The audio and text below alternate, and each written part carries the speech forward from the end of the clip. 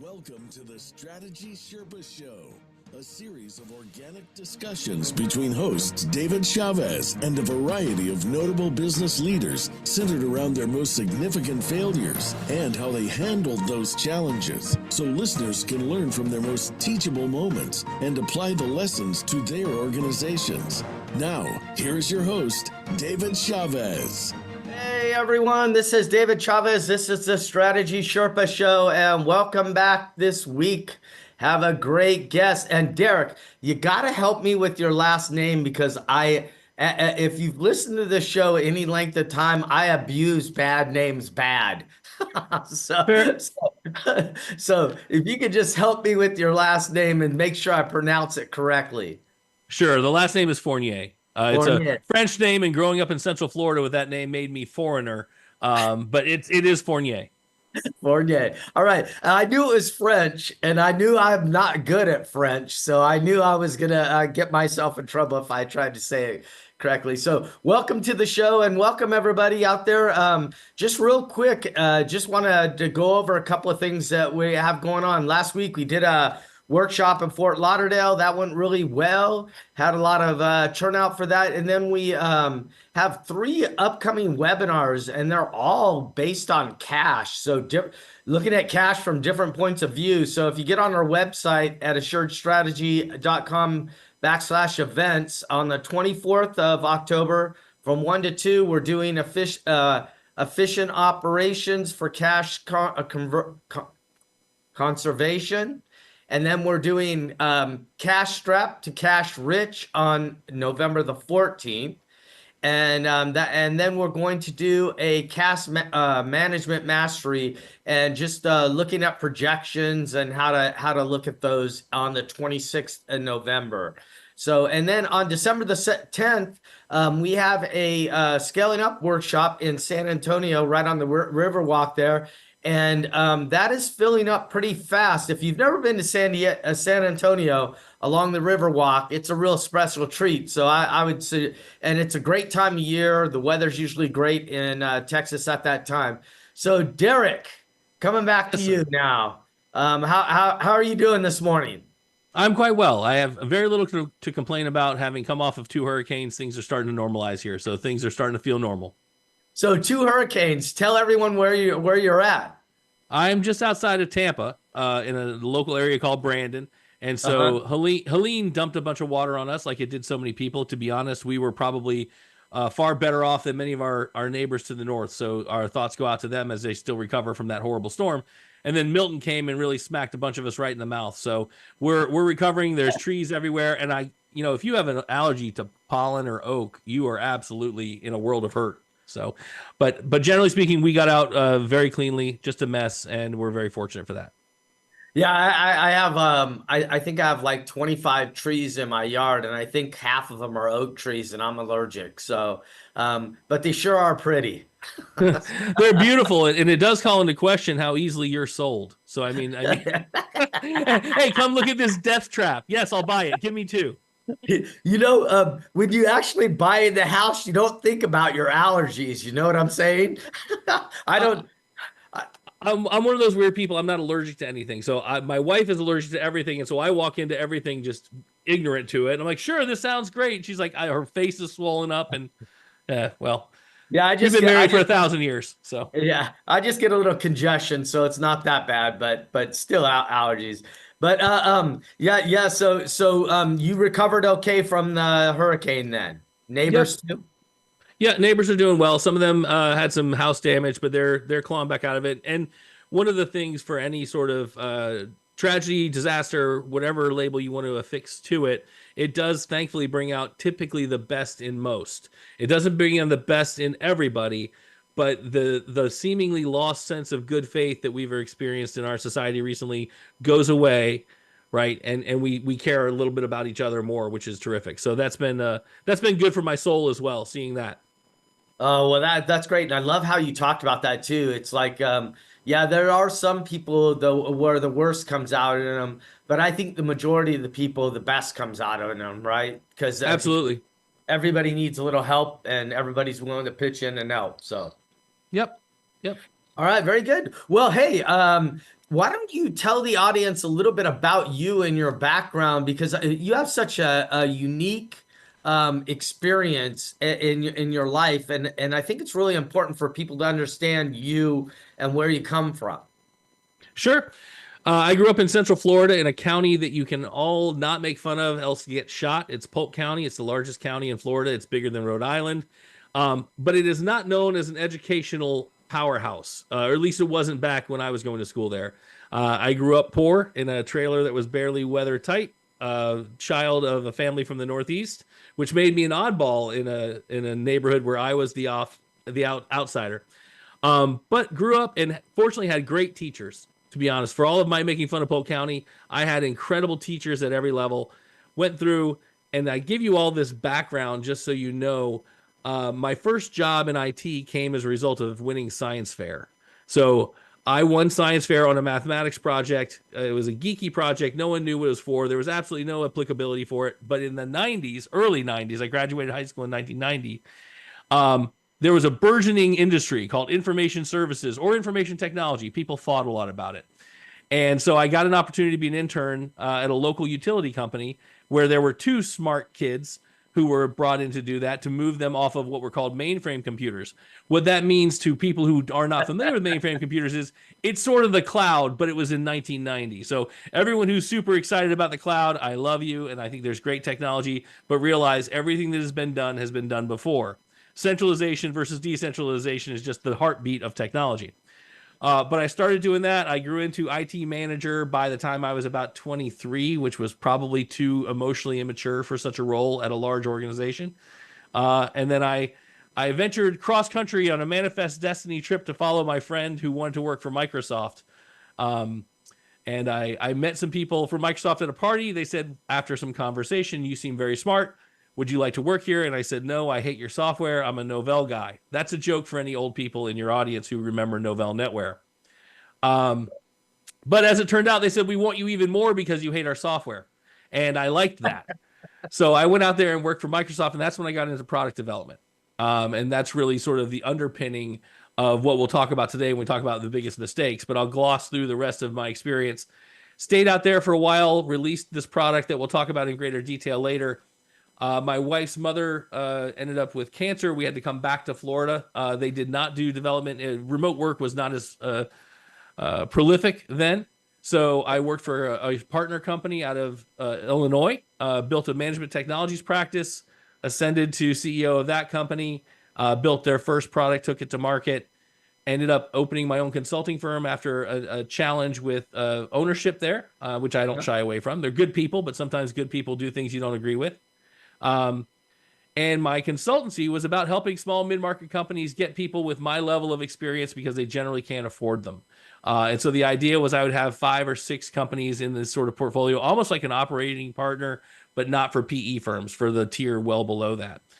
Ran into a gentleman in Orlando who had an incredible company that was growing and had a level of humility that is rare, and said, listen, I don't know how to get this to the next level. I think you can help me. And that started a 8-year dating, as I call it, where I was a consultant for him, did a bunch of things for him, helped him codify, turned from a services company to a product company. And we brought a product to market, took on a PE investment, which was fantastic. But we were in the cruise industry. And so we got punched in the face quite a few times with COVID, amongst other things. We kept it alive through all of that and through innovation, only to die through a horrific experience with litigation that I won't go into in much detail, but the TLDR or TLDL, if that's a thing, is don't sue a multi-billion-dollar company if you, in fact, are not also a multi-billion-dollar company. That's really what it comes down to.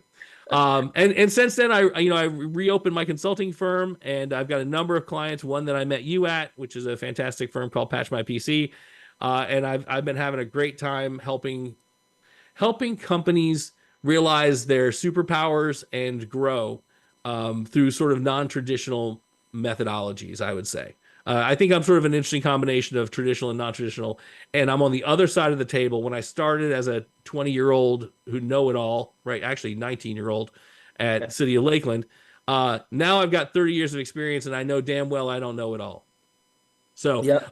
I'm now the gray beard in the room. When I have a beard, I'm beardless now.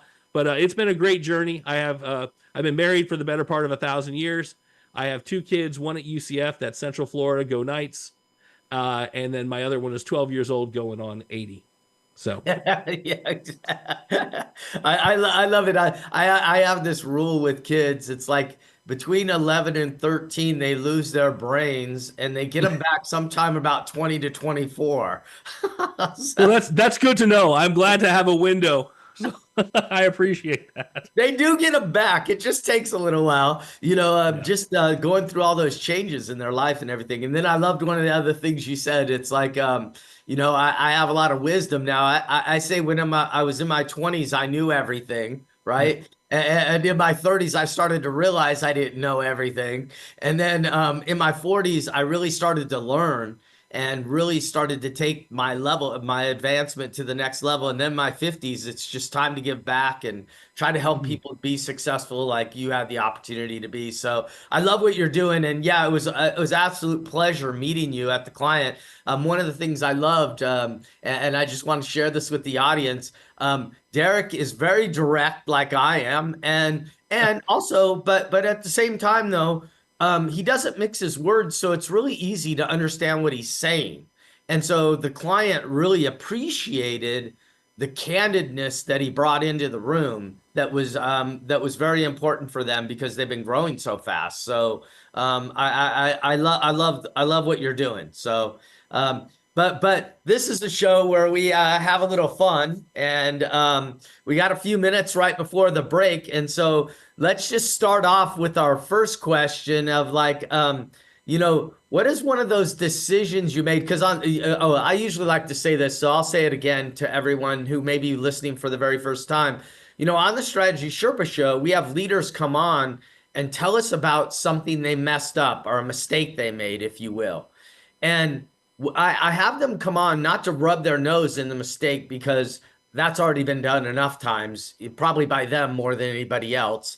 But what I have them come on to do is share what mistake they made, what were the circumstances around the mistake happening, what were their thoughts at the time that they made it, and then what did they have to do to fix the mistake. And so I think that that's a powerful message to all the leaders out there that are trying to grow a company and sometimes get caught up in that everything has to be perfect all the time, because Derek and I both know that that's not true, right? No. There's more imperfection than there is perfection. You do get a lot of things right, but there's always those one-offs that really take you down the wrong path. So, and then we got to pull ourselves back out of it. So Derek, why don't you share with what your item is? Sure. So when I was at Microsoft, I was working on a piece of software that most people won't even remember. It was called Systems Management Server. It was part of the back office. Large companies used it to manage their devices. And it quietly made about $250,000 for Microsoft every year, and it just moved forward. No one really liked it, but it worked well enough. It was the prettiest pig at the fair. We were releasing a new version in preparation for Y2K, because that was going to be potentially the end of the universe, if you recall, all the way back then, because of the 2-digit date problem, amongst others. And that forced us into being a date-driven release. And so the real heart of what I'm going to talk about is the failure that was that release, the subsequent failures after, showing that we can't really learn from our mistakes at times, which is foolish. And then what we ended up doing, organizationally, to change that and really shift the tide, and how that's lived now practically 24 years forward, and how it's changed how I look at software development and development in general. Yeah, that's great. Hey, are you a golfer by chance? Yes, and by that I mean I'm a bad golfer. Well, I'm not a good golfer either. I think I probably golfed twice since I started this company, because I golfed so much after I sold my last one. But yeah, why I say that is because you teed me up perfect for the break time. I mean, I was like going, he's just like working this right in and making it really easy for me as the host. All right, so this is the Strategy Sherpa Show, and we have to take a break right now, and we'll be back right after these messages. But and we're here with Derek Fournier. Did I say no Fournier? Huh? I told you I'd do it wrong. You did. All right, Derek. We'll be right back after these messages. Welcome back to the Strategy Sherpa Show with David Chavez. Now, back to the show. Hey, everyone. This is David Chavez. This is Strategy Sherpa Show, and we're back with Derek Fournier. I had to say it correct once because I didn't want everybody to think I was messing with Derek, and he went right along with it. So he's good sport. Derek, right before the break, you were bringing back like nightmares to me when you said Y2K. I mean, I remember the end of the world at that time, and it was pretty scary, actually. Yeah. Yeah. People had a lot of a lack of clarity as to what was going to go wrong. And that is not an uncommon situation. There were real technical challenges that came about as a result of some laziness and development over years, and untended gardens and technical debt that happened. Hell, we had to go back and hire a bunch of older COBOL programmers. These are guys in their 80s to come back in and work on these mainframe programs because no one knew how to make them work. And so they had to go and retrofit them because they ran things like Your Power, right? Yeah. Making the switching work for substations, like insane stuff. So it was a huge concern, and Microsoft obviously was sort of at the forefront for enterprises at that point, 95+% market share in the enterprise space. Right. Right. So it was probably a really stressful time for you guys being on a development team, wasn't it? Yeah, it was stressful. I have to admit, when I was there, though, they're not considered the heydays of Microsoft in some regards, because it was a very, from the outward sense, abusive area. Like they considered it a meritocracy, but it was very, very competitive. Your number one competitor was usually in the building across the street, meaning it was another Microsoft group. And so you were always type A, drive. So yeah, it was stressful, and the product was massive, and it had to work across a massive number of hardware configurations and network configurations. So we had a team of over 200 people working day and night, constantly, contractors, full-timers, etc. And we knew we had to stick the landing. Sadly, the landing was driven by the date and not by the quality bar. And no matter how hard you worked and what you tried to do, generally speaking, because we were limited to a massive test lab and that was our variance testing, we were sort of doomed for failure. Yeah. It's interesting how you say that we had to land it the very first time, because if you didn't, then everything would fall apart. So share with us what happened. Sure. So to know what happened, I think you have to know a little bit of what happens when this product gets deployed. So it's almost, when it works well, a benevolent virus. And that sounds like a contradiction. But when you deploy this product, it has an agent that runs on all the computers in your organization, and it can see what's on them from an inventory perspective, and it can deliver software and patches, right? Which was really, really important because we had to deploy a bunch of updates to things in advance of Y2K. That is terrific, except for when it doesn't work. And it either sends software to the wrong computers, or it bricks the computers when it deploys. And people operating in this time pressure, not just us, mind you, but our clients, would do things like, when I would go on site with people later, I would do deployments where we had control group deployments. And they would ask, what do you mean? I said, we'll send email to this group of 100 users and this other group that we're not targeting. Well, why are we sending it to them? Because I want to check my trouble ticket rate.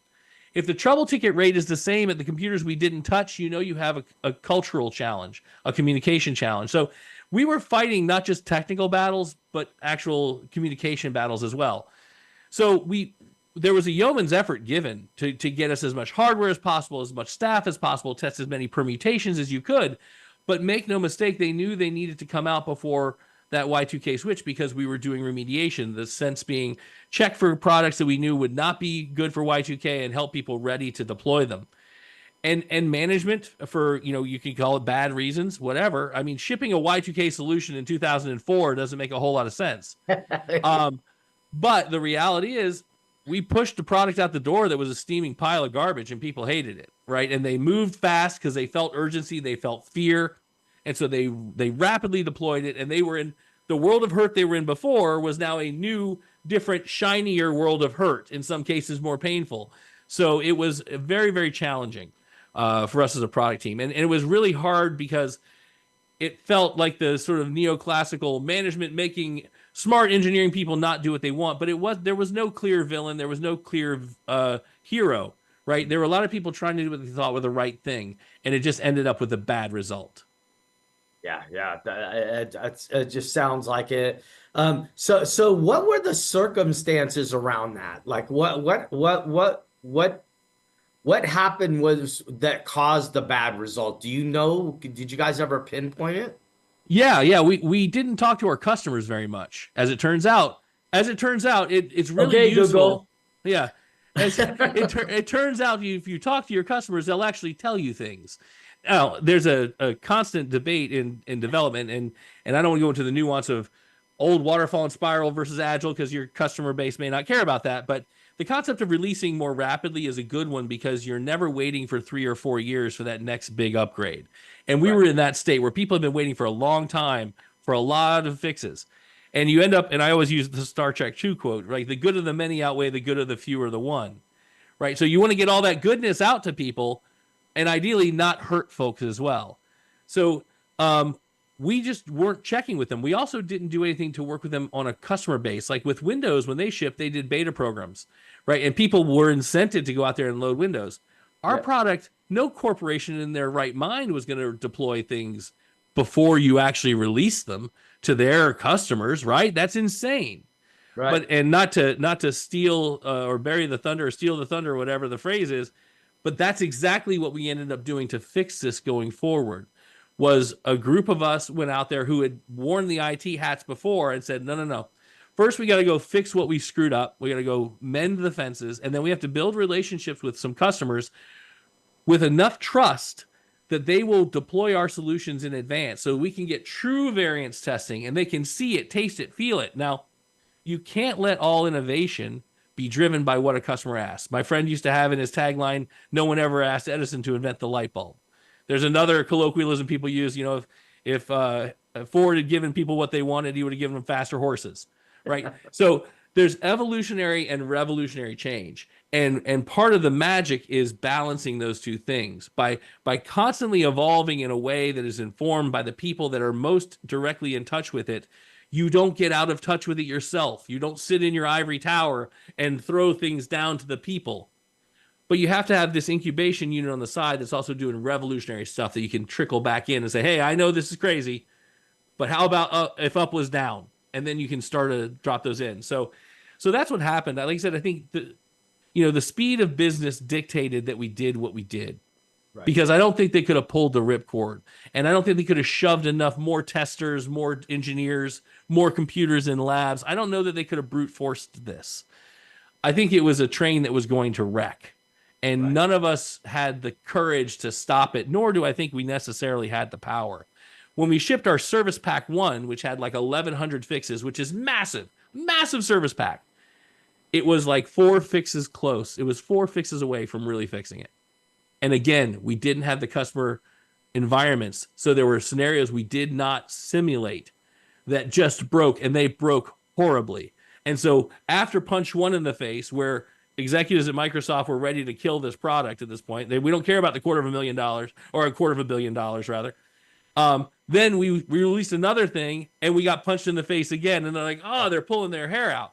It wasn't until Service Pack 2 when we went out and we worked with, I think we had 15 or 16 tier 1 early adopters who let us deploy in production in advance. And we had 30, what we called tier 2, who did test lab environments. And we were getting data from them all the time and sharing information with them, that we really stuck the landing on SP2. And that set the precedent for what we did with SMS 2003, which set the foundation for Config Man, which goes on today and is $1 billion plus product in and of itself. Yeah, I love how you say this because and Microsoft was known for this for a long time about not talking to their customers very much, right? And then putting out product maybe a little too early, and they were sort of known for that. And what you're saying is that that sort of was the problem then, is not talking to the customer themselves. And scaling up, we have this the Rockefeller Habits checklist, and number 6 is are you getting customer feedback, right? And what are you doing with that feedback, and how are you tracking it? Because so many people make decisions off of data, off of incomplete data, and you really have to have the customer's voice in that data, or if you don't, then your strategy may be off big time. Absolutely. Absolutely. And it's not that you need them to show you exactly where you want to go, but I always said it's always better they tell us where they definitely don't want to go. Like I'd rather have the don't go here warning from our customers and have them know that we are listening. But sometimes, and we'll talk about this more in the next segment, I'm sure, there's this belief that I know what you need and you just don't know it yet. And I have to explain it better to you, or louder, or faster. And I have to tell you, I think that is wrong way more often than it's right. Yeah. I love how you say that. And then talk. I like how you also put in there that I can't let my customer want me to death. That's what I heard in there when you talked about my customers would want a faster horse. That's what they told Ford. And he would have never built the car if that was the case, the Model T. But so there's so many of these things that come into play where people people aren't listening to the right information to make the decisions that they made. So what did you guys have to do? What was it like in the environment at that time? Was it really stressful? It was incredibly stressful. We all felt like we had failed, even though none of us really independently had the ability to not fail. But type A's, they're all going to be like, it's my fault, entirely my fault. The weight of the world is on my shoulders, except for we had 70 people that were all saying that same thing, which is just silly. And so then the question was, well, what do we do to fix it? And that was really the challenge that we faced, was how do we go build an organization that will, at its core, not allow this to happen again, and can create something that's foundational. And it was fortunate that Windows was going through a similar challenge for different reasons. Yeah. And so we had the behemoth next to us, who we were in the same org for, that we could collaborate with, and we could partner with to roll something out that's had 24 years of staying power.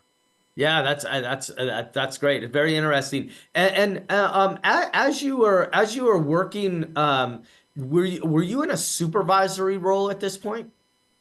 At that point, no, though I've never really taken org charts very seriously. I disregard them when it comes to leadership. So I led, but not through any sort of fiat. I was in the test org, strictly speaking, but my part of the product didn't really have a program manager. So I was doing some of that. And I was doing a lot of communication as well, and some actual hands-on testing. So I'm a pick up a shovel guy. I've always been a pick up a shovel guy. And that's one of the reasons why when we talk org charts, it's about influence, not the box on an org chart, that matters to me for org charts. No, I heard you say that in a meeting where I was at with you, and you said something very similar to that, and I just started laughing inside because it's so true, right? It doesn't matter what your title is. If you're a leader, people will follow you. If you're not, people won't follow you. Yep. It doesn't, the titles don't really matter that much. And even in large companies too, I find in even small companies, if somebody doesn't have the right leadership traits, people aren't following them. Well, hey, Derek, like I said before, this is a live radio show, and we're coming up on the time again where we have to take a break. And so we're going to take a little bit of a break, and we'll be right back, and then we'll wrap up this conversation with you. Sounds great. All right. This is the Strategy Sherpa Show. We'll be right back. Welcome back to the Strategy Sherpa Show with David Chavez. Now, back to the show.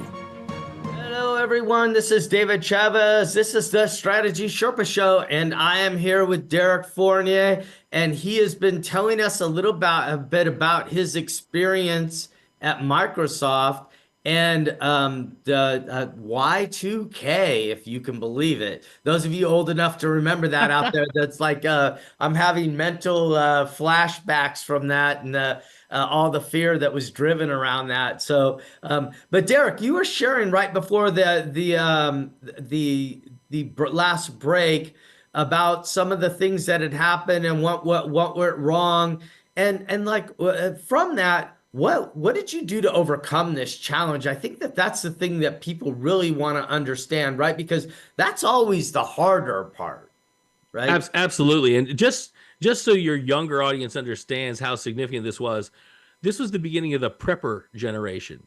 People literally were buying RVs and generators and planning how they were going to survive the Y2K collapse. So this was not a joke. We make fun of it because we lived through it. It was no big deal, but it was a big deal. But so what was the big deal within the walls of Microsoft, and how do we solve it? Well, I think that what I didn't realize then, but I do realize now, is it was a testament to uh, the fortitude of concerned participants. Right? You asked earlier, what was my title? Was I in a management role? No, I wasn't. I was at that time. I think my title was test case engineer. I became a program manager, which was not even a lead program manager. But there were people in there that all saw the same thing. We saw the same challenges. We knew what was going wrong. And we said, okay, we're going to try and solve this. And we went to leadership and we said, we want to form, at this time, we called something the enterprise team. And we want to work with enterprises. We had been the ones who had gone out on these SWOT visits and solved the top 30 problems that people had. I went on a bunch of them. I'd bring a developer and a tester with me. We'd get their list. We'd work them. We'd hot fix them, roll them back, roll it out. We were out there triaging. It was like MASH units for technology. And we said, hey, you know what would be better is if we did this in advance. How about we not do this after people are bleeding? Let's not make them bleed. And so we created this enterprise team. And at the same time, Windows 2000 was getting ready to launch. And Windows 2000 was a pretty significant architectural change. There was a lot of concern. And that team was looking to get additional feedback as well. And so I partnered with them, or our group partnered with them, and we started to create, they had what they called the JDP, which is Joint Development Program, which I found to be language-wise legally challenging because it implies some level of ownership. We created the Early Adopter Program. And the early adopter was we would get you access to our internal documents, our program managers. You could ask questions. You could be part of the team. If only you would give us feedback on a regular interval. We'd have regular meetings, and you would even deploy the product in advance of release. And at tier 1, you would deploy in production before release. So we could go before we release, say, we've already got this out at 1 million desktops or whatever the number was. Right. That was a hell of a sales job we had to make, by the way, having just punched them in the face a couple of times. Right. But that's what we did. And your question, I think, is particularly prescient because there was no charter to do this. It just happened. And so now, with the benefit of 24 years looking back, I can see that in every company I've been to, whether it's been the one I'm in or in our client companies, there's a locus of activity where people say, oh, this is a thing I want to change. And it's not always a big, huge, sprawling thing. But they don't sit there and go, but I can't. I'm not empowered to make a change. You know what empowers you to make a change? Seeing the needed change, and then your ability to articulate it in a way that other people share your belief. That's the power that you can derive, right? You don't sit there and say, I'm not empowered to do something. That's garbage. Right? Everyone is empowered to do something because you could always be empowered to leave. Yeah. No, I love exactly how you're saying it because you talk to people in a company sometimes and they'll tell it, well, I can't make that change. And you ask them, start asking them questions. And I think that where they're lacking a little bit is being able to articulate it correctly. And what I say to them often is, why don't you go talk to your coworkers first and get it worked out with them so you understand how to go and present it to your leaders so that you can get buy-in on what your suggestion is. Because as I think most leaders are looking for their team members to actually take over and solve problems, but oftentimes they don't. And maybe it's some of the things we're doing as leaders too that cause people not to feel comfortable coming and sharing. Either. Yeah, that's always an interesting sweet spot you got to get to. You need to be open to feedback, right? Yeah. And you've got to determine what the tone of your organization is going to be. When I was at Microsoft, you had to stand up, right? No one was going to open a door for you. You kicked the door down. Yeah. That's not.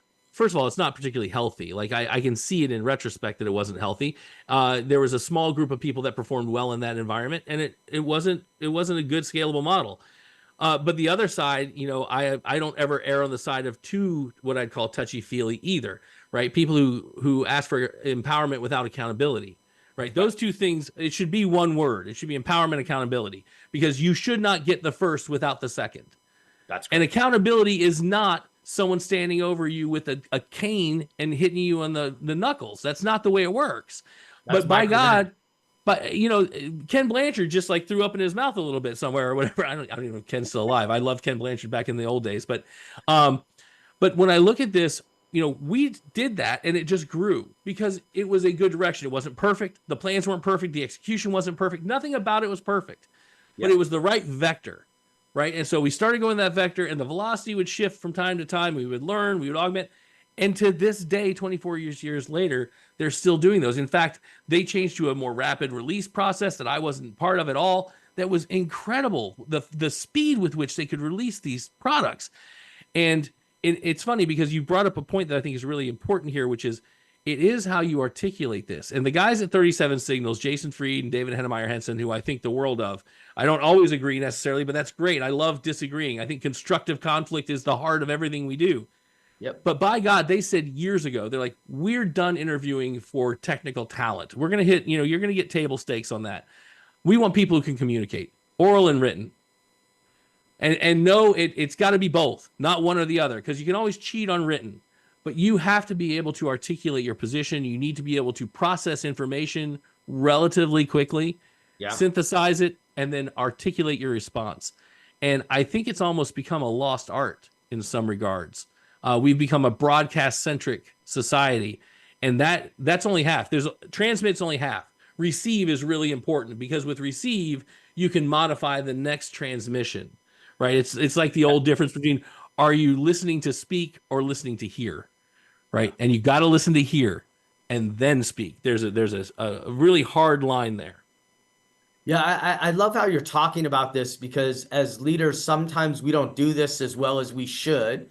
I think that if you're a good leader, you're doing it most of the time. We all have our moments. But so what you guys did is went out, listened to the customer, and then really heard what they were saying and started doing some of your adaptations to what they were saying. Is that what you're saying? Okay. Correct. We got a real sense across a broader set. Like I said, call it 15 people that did it in production, and I'm pulling these numbers from 20-something years ago, and then 30 larger. So call it around 50. And so every time an issue came up, we're going to implement this new architecture. We didn't have to think, do we think that's a good idea? We would start with that, but we didn't finish with that. We would go get their feedback. We would get data from them. So when we were in what we called War Team at the time, it has a new name that's less violent. We could say, well, will this problem affect our customers, or is it just something that we see as a problem? Because another misnomer is you have to fix every bug. First, there is no bug-free software. Put that away. And by the way, you don't have to fix every bug. You just don't. Right. And so everything that we did became informed by, not directed by. It became informed by real customer perspective, not hypotheticals. And the fact that that scaled and grew and took on its own life has been transformative, I would assume, from the outside looking in at Microsoft, because I'm no longer with them. But I have seen the difference it's made. Amongst other differences, it's not the sole reason they've had a resurgence. They've had great new leadership and all sorts of other stuff. But I think that attention to your customers' feedback has scaled both up, because we did it across hundreds of millions of endpoints, and down. And it's really at the heart of agile development in some ways, always making sure you're demonstrable and can get that feedback and you're connected. Yeah, it's interesting how you're saying this because they've kept a strong position in the market for decades now. And I now that you're saying it the way you're saying it and having some insight on what's going on in there, that's probably a big contributor to what's made them successful over the years, right? Because they have had some new leadership come in and rejuvenate the company to the next level.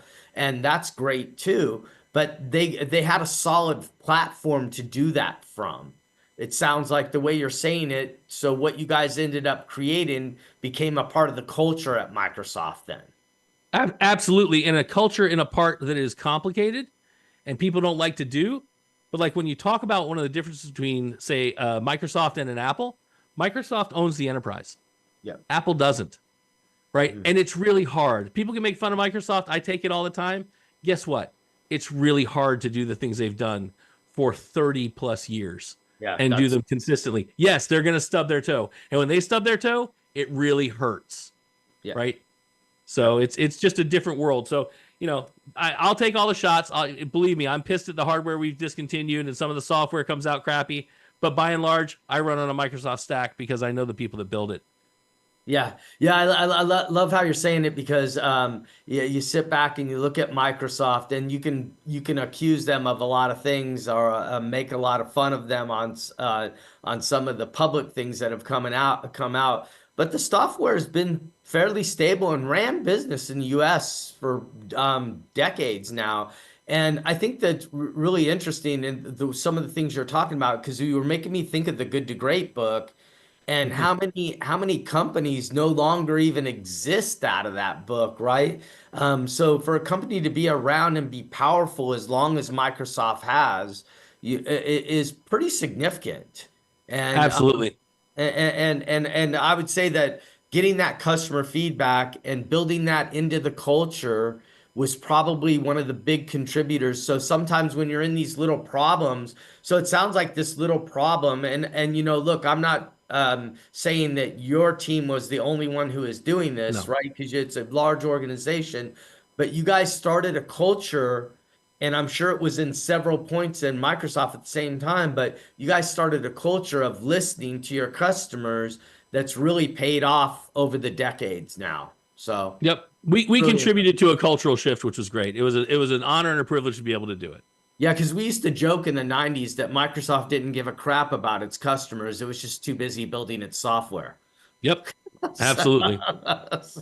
So, well, hey, all good things come to an end. And Derek, I just can't tell you how much I appreciate you coming on the show. When I met you and got a chance to sit with you for a couple of days and sit in a room thinking about a company and what we're going to do with it for the future. It was a sheer honor, and I enjoyed you being on the show today and sharing some of your wisdom. And I love that you used something that happened so long ago, and it's still very applicable today in the way that you guys approach this. So I just love that, and I appreciate your time coming on.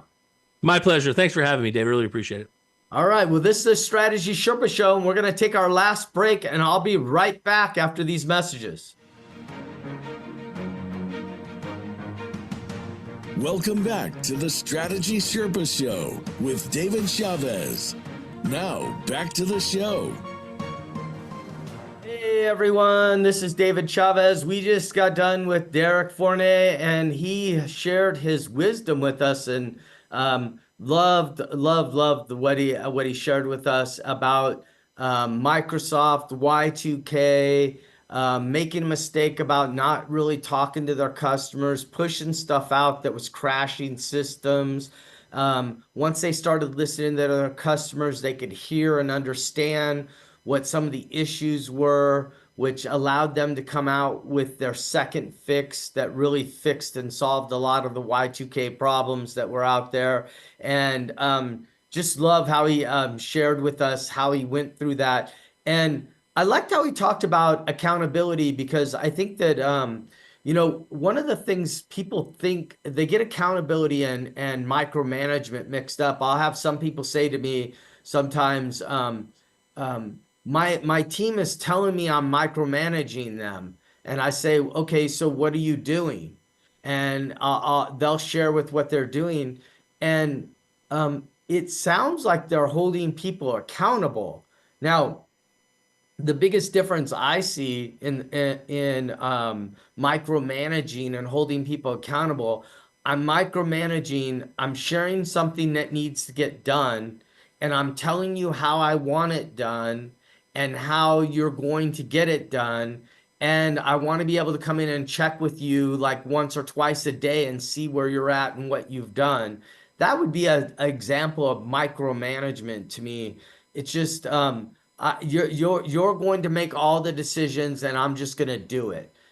Sometimes that's necessary, especially when somebody's not experienced. But once people have experience, You have to just give them the project and hold them accountable. And especially as you start to move up through the company and get into the higher ranks of leadership, people should be able to take a problem, create a solution for that problem, and then work on solving that problem. And micromanagement is me telling you how to do all those things in every one of those different parts of it. Holding people accountable is me making sure that a solution is getting done and you checking in on me. We define it in scaling up as screaming loudly. It's the voice of the project, goal, initiative, process, whatever it is. If you're accountable for it, your job is to let everyone know what's going on with it and keeping them up to date. So there's a big difference between accountability and micromanagement. You asking somebody to update you on a project and let you know where it's at is not micromanagement. If you do it every day, it's not micromanagement if that's your frequency of accountability check-ins. But these things should be decided at first. And I think a lot of times people just need to talk about what is micromanagement and accountability to them. And once they get those differences, then they can go from there. But I wanted to talk a little bit about the firm. And so I just love that he talked about those things. I loved how he talked about talking to customers. I brought up Rockefeller habit number 6, which is the customer feedback. We also have Rockefeller habit number 5, which is employee feedback. So as a company, if I'm really going to scale, I have to listen to what my employees are telling to me. I have to listen to what my customers are telling me. I have to take that information and I develop my strategy from these things. My employees should be telling me where my customers are frustrated. They should be telling me where they're frustrated. They should be telling me where they can't deliver what we deliver to the customer. And then the customer should be giving me feedback on the viability of my product and whether it really does the job that I said it was going to do for them. And that goes for a product or service for that matter. Is it doing the job that it was intended to do? So what is the job to be done for the customer, and is it doing that? So just a lot of great points in this interview. It's probably one of the better ones I've done in a while, that where leaders really going through several different things that make up a great company and how they approach things. Again, I want to bring back some of the things we're doing. I'm getting short on time here, so I'm going to just jump into this. And we have these 3 cash webinars. Like, look, right now, cash is an issue in a lot of companies. I know it's all the cost and everything that have been passed over the last few years. The cash is finally catching up with some of them, and you need a little bit of help. So we're going to talk about how to create efficiency in your operations to get cash back into your company on the 24th of October from 1 to 2 p.m. Central Time. That'll be done by our coaching partner, Warren Sager. He's going to come in and do that. Then we're going to do a webinar on the 14th of November. Preston Law, our expert in processes, is going to be doing one from cash strapped to cash rich. How much cash are you losing in your processes? When people think of fixing cash flow, they never think of processes, and Preston's going to enlighten you how much your processes may be really costing you. And this is just, this is one of those things when we start to show people and companies this, they just sit there and they look at it going, ugh. I wish I would have been paying attention to this before. So that may be the webinar you really want to check out if you're really starting to hurt with cash and you know your operations is bleeding cash. Then you might want to take a look at that one. That's November 14th from 1 to 2 p.m. Central Time.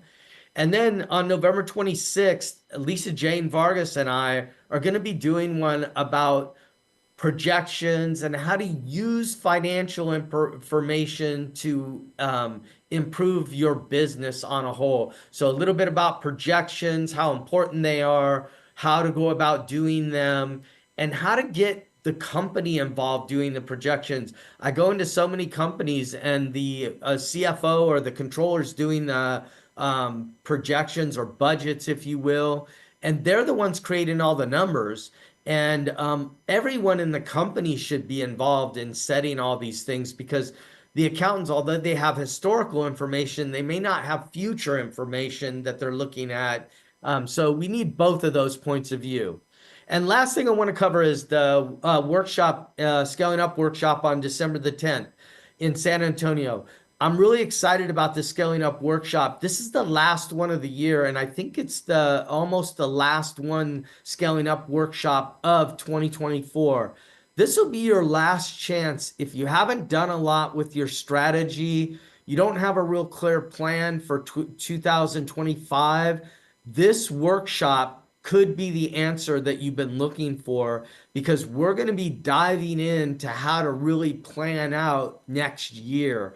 And we're going to really spend a lot of time on that. But we're going to talk a lot about strategy, how it works, but then really getting into the essence of building out 2025. So it'll be a special workshop that we're doing in San Antonio. Great time of year to be in San Antonio. And if you've never been on the Riverwalk, it's quite an experience. So it should be a great time for all that come to it. And we limit our workshops to 15, but we max them out at 20. So, and I think we're over halfway filled. I think we have about 8 tickets left. So if you want to join us, that now would be the time. I appreciate Derek Fournier coming in today, sharing his wisdom with us and sharing all the great things he's done over the years. And also reminding us that talking to our customers is really, really important. And the more I grow, the further I get away from my customer.